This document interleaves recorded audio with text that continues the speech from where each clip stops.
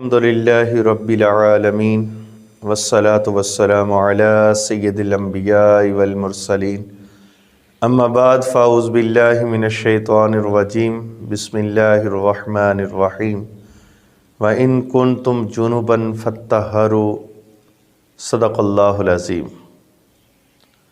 آج سبق نمبر 7 کے اندر بہت اہم گفتگو کی جائے گی، جس کے بارے میں جاننا ہر مسلمان پر ضروری اور فرض ہے۔ ایک تو غسل کس کو کہتے ہیں، اور پھر غسل کی اقسام جو ہیں وہ آج آپ کے سامنے ذکر کی جائیں گی۔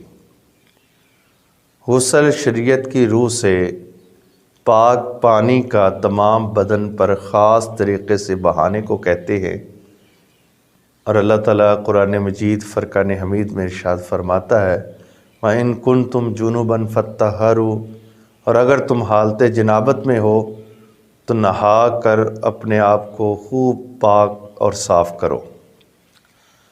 اب غسل کی جو اقسام ہیں وہ 3 ہیں۔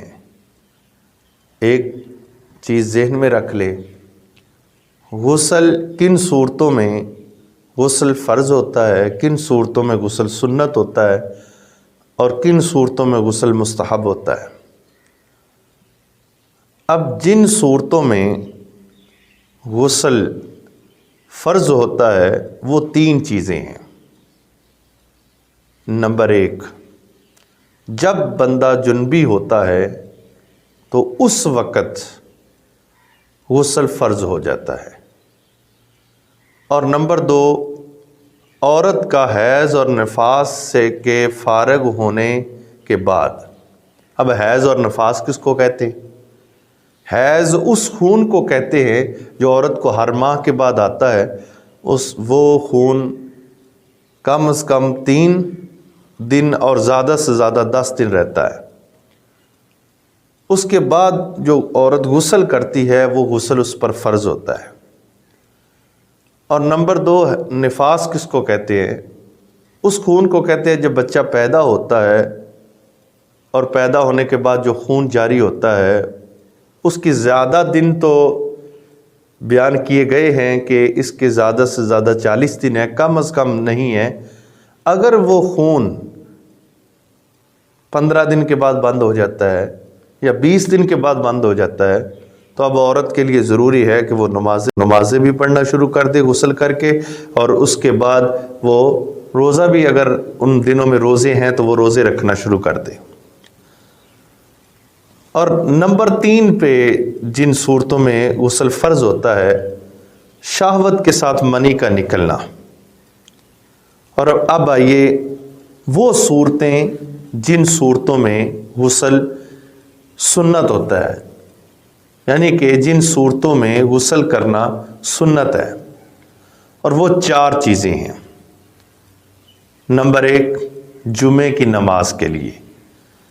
بخاری کی صحیح حدیث ہے، سرکار دو عالم صلی اللہ علیہ وسلم کا فرمان ہے الغسل یوم الجمعۃ واجب علی کل محتلم، ہر بالغ پر جمعے کا غسل لازم ہے۔ اب نمبر 2، عیدین کی نماز کے لیے۔ دونوں عیدوں کے لیے، عید الفطر ہے، عید الاضحیٰ ہے، ان کے لیے غسل کرنا یہ ہمارے لیے یہ سنت ہے۔ اور نمبر 3، حج اور عمرہ کا احرام باندھنے کے لیے۔ جب بندہ احرام باندھتا ہے تو اس وقت غسل کرنا سنت ہے۔ اور نمبر 4، حج کرنے والے کے لیے میدان عرفات میں زوال کے بعد۔ ان صورتوں میں غسل مستحب ہوتا ہے، وہ کافی زیادہ چیزیں ہیں جو آپ کے سامنے میں ذکر کروں گا۔ نمبر 1 تو جو آدمی پاکیزگی کی حالت میں مسلمان ہو تو اس پر غسل کرنا مستحب ہے، اور جو بچہ عمر کے اعتبار سے بالغ ہو اس کے لیے بھی مستحب ہے، اور جو بچہ جنون کی حالت میں تھا، مرض کی حالت میں تھا، اب تندرست ہوا ہے، اللہ نے صحت دی ہے تو اب وہ غسل کرے۔ اب میت کو غسل دینے کے بعد جو غسل کیا جاتا ہے وہ مستحب ہے. بعض ہمارے گاؤں کے علاقوں میں وہ فرض قرار دیتے ہیں کہ بھئی اب غسل تم ضروری کرو، تمہارے غسل کے بغیر تم نماز جنازہ نہیں پڑھ سکتے ہو، تم نماز نہیں پڑھ سکتے ہو. یہ غلط ہے.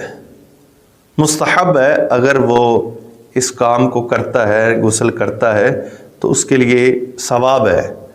لیکن اگر وہ نہیں کرتا تو اس پر فرض نہیں ہے. اور اس کے بعد جن صورتوں میں غسل مستحب ہوتا ہے اس میں لیلۃ القدر کے بطور خاص رات کے لیے، عبادات کے لیے، مکہ مکرمہ میں داخل ہونے کے لیے، مدینہ شریف میں داخل ہونے کے لیے، یہ وہ صورتیں ہیں جن صورتوں میں غسل مستحب ہوتا ہے. طواف زیارت کے لیے، سورج کرن کی نماز پڑھنے کے لیے، نماز استسقاء کے لیے، خوف کے وقت، دن میں سخت اندھیری کے وقت اور تیز آندھی کے وقت بھی غسل کرنا یہ مستحب ہے. یہاں پر ایک چیز اور جاننا ضروری ہے کہ غسل کے فرض کتنے ہیں. اگر ان چیزوں میں سے کسی ایک کو بھی ہم نے چھوڑ دیا ہمارا غسل فرض نہیں ہوگا، مکمل نہیں ہوگا، ہمیں پھر غسل کرنا پڑے گا. بعض لوگوں کو تو غسل کا پتہ ہی نہیں ہے، وہ کہتے ہیں بس نہا لو غسل ہو گیا. اب 3 فرض ہے اس کے اندر.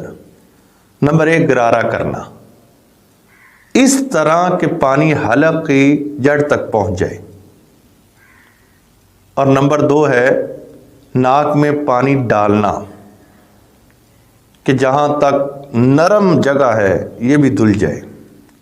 اور نمبر 3 پر ہے پورے بدن پر پانی بہانا، کوئی جگہ خشک نہ رہ جائے. لہٰذا یہ تینوں کام اچھے طریقے سے